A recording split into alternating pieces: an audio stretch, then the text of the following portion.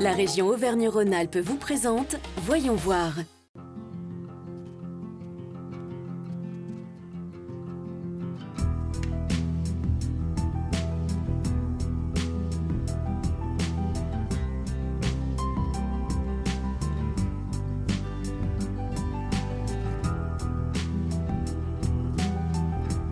Bonjour et bienvenue dans ce nouveau numéro de Voyons voir consacré au handicap.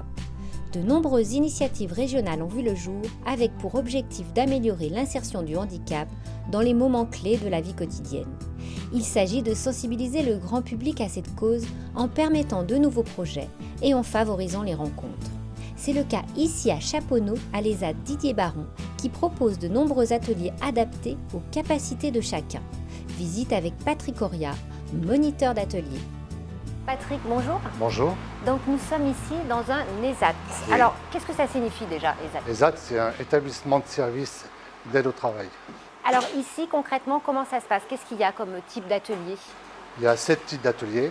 Il y a une blanchisserie, un atelier de conditionnement, un atelier de mécanique, un autre atelier de conditionnement et un atelier de picking et un atelier électrique. Et quel est le but en fait quand une personne handicapée vient ici? Quel est le but? C'est de l'accompagner le plus près possible du milieu ordinaire en l'aidant à travailler et le faire progresser le plus possible sur le travail. C'est quoi les adaptations que vous mettez en place par exemple? Et ben déjà, on essaye. Donc, le rôle du moniteur, c'est déjà de travailler sur le produit, de le savoir le faire, et après de trouver des outils adéquats pour que lui la personne puisse l'aborder, à faire ce travail-là. On ne peut pas les mettre comme ça sur le travail. Même si c'est du pliage, on préplie pour l'aider, puis après, à force, il arrive à plier avec le temps. Parce qu'en fait, le problème, c'est qu'on travaille beaucoup avec le temps par rapport à un milieu ordinaire. Ici on peut mettre 1 an, 3 mois, 6 mois, 1 an pour qu'il arrive à faire ce travail-là.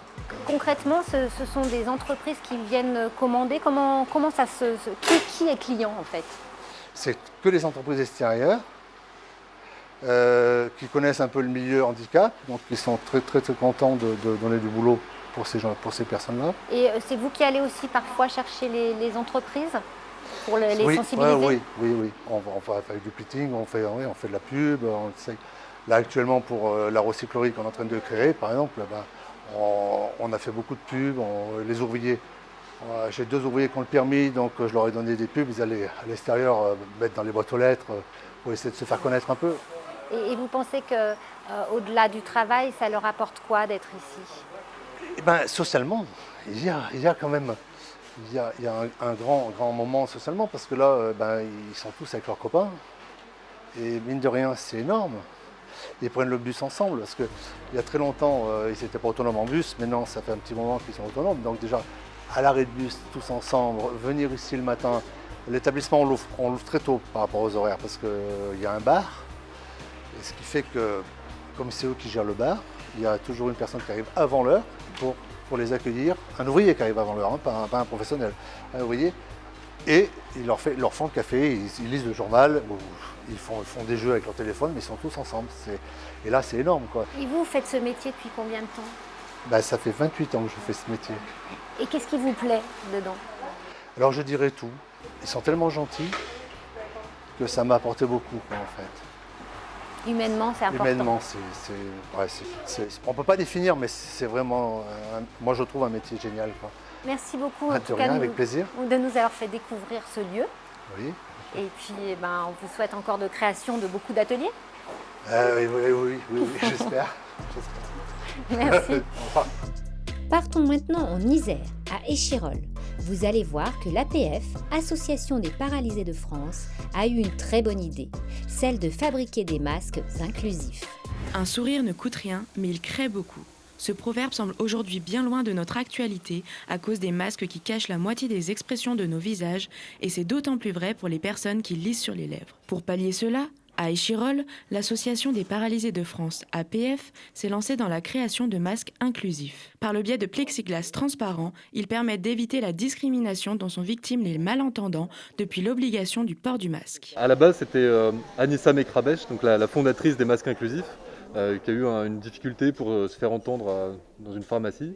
Et de là est née l'idée du masque inclusif, c'était voilà, de permettre de voir les lèvres pour mieux se faire comprendre quand on est malentendant, mais pas seulement, ça sert pour tout le monde.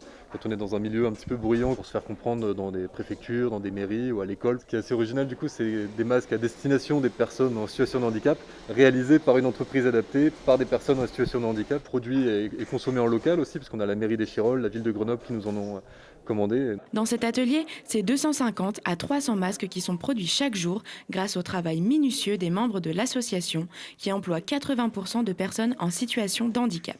Une vingtaine de mains sont alors à l'œuvre. Il faudra en moyenne 2 minutes pour créer un masque. Là, on a 10 personnels qui sont sur l'atelier.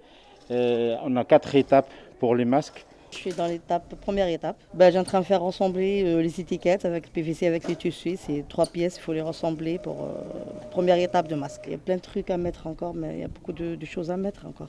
Et puis la deuxième étape, c'est le rassemblage de l'ensemble avec le billet et les élastiques. Du coup, il reste la dernière étape, qui c'est le rassemblage de le PVC avec le tissu et le billet. Et puis on passe à la dernière étape, c'est la finition, contrôle général et l'emballage. L'APF a pour objectif de produire 1000 masques transparents par jour, un moyen dans cette période de crise sanitaire de redonner le sourire à tous. Retour à Lyon, au service d'insertion professionnelle de l'ALGED, association d'accueil et de formation des personnes porteuses de handicap. L'accès au milieu ordinaire de travail est un puissant vecteur d'intégration sociale. Toutes les personnes qui en ont la motivation et les capacités sont en droit d'essayer. C'est ce que nous explique Anne Thibert, la responsable du service. Anne Thibert, bonjour. Bonjour. Donc vous dirigez le service d'insertion professionnelle de l'ALGED. Alors qu'est-ce que le service d'insertion professionnelle ? Alors c'est un service qui accompagne des personnes reconnues travailleurs handicapés donc dans leur insertion professionnelle vers le milieu ordinaire. Et alors concrètement, comment ça se passe ? Vous les recevez ? Quel est le parcours ? Alors le parcours, c'est sur 2 ou 3 ans, et donc une alternance de temps ici d'entraînement et c'est du travail réel aussi, bien sûr, pour se mettre vraiment dans toutes les conditions optimum, pour ensuite réussir les stages en milieu ordinaire. Et donc après une alternance assez rapide de stage milieu ordinaire, retour ici, et tout ça accompagné donc, par 2 chargés d'insertion. Et un moniteur d'atelier, David, qui est là pour encadrer tout le travail qui se fait ici. Quelle est la mission du chargé d'insertion ?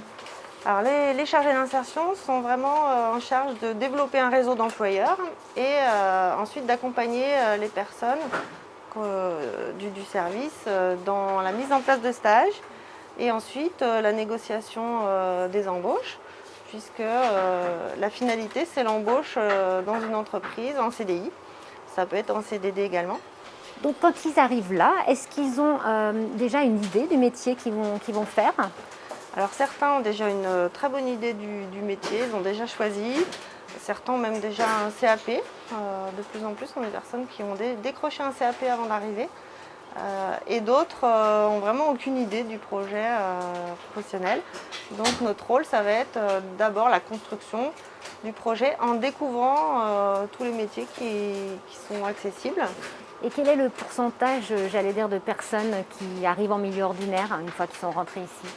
Alors il y a 6 à 8 CDI par an pour 18 personnes accompagnées en permanence. Et quel retour avez-vous des entreprises qui les intègrent ? Des retours très, très positifs. Souvent, les entreprises nous font effectivement le retour que ça apporte beaucoup aux équipes parce que ça permet à chacun de relativiser un peu ses propres problèmes. Ça permet d'être plus ouvert à la diversité et puis d'avoir une aide concrète d'un travailleur. Et quel est le problème principal en fait, des personnes porteuses de handicap ? Quelle est leur principale difficulté, à votre avis, pour s'insérer dans le milieu professionnel ordinaire ? Chaque personne est vraiment différente, donc c'est vraiment très variable d'une personne à une autre. Il n'y a pas de... il y a quand même pas de généralité, mais souvent les personnes qu'on accompagne ont petite difficulté sur la confiance en soi. Et donc nous, on est vraiment là pour les rassurer, leur apporter au maximum cette confiance en soi qui peut leur manquer. Et d'ailleurs, aussi par des formations. On a tout un panel de formations professionnelles, dont certaines qui sont sur le développement personnel. C'est porteur d'espoir, votre service, par rapport aux personnes handicapées? C'est vrai qu'on a beaucoup d'exemples de réussite, de personnes qui n'auraient jamais pensé y arriver, qui n'auraient jamais pensé accéder à l'emploi en milieu ordinaire. Certains qui arrivent même à devenir manager après en cours d'emploi. Donc oui, il y a beaucoup de réussites possibles avec un accompagnement bien complet comme on propose. Et il faut essayer. Oui, vraiment, il ne faut pas se priver d'essayer parce que voilà, il y a des très belles réussites. Merci beaucoup de nous avoir ouvert les portes de votre service. Il n'y a pas de quoi, avec grand plaisir. L'enjeu est donc de taille pour la cause du handicap. Il s'agit d'étendre sa prise en charge par la société et mobiliser toujours plus en améliorant l'insertion des personnes porteuses de handicap dans la vie quotidienne. Un véritable espoir pour eux dans tous les domaines, que ce soit le sport, la formation, la culture et bien sûr l'emploi. La région Auvergne-Rhône-Alpes vous a présenté Voyons voir.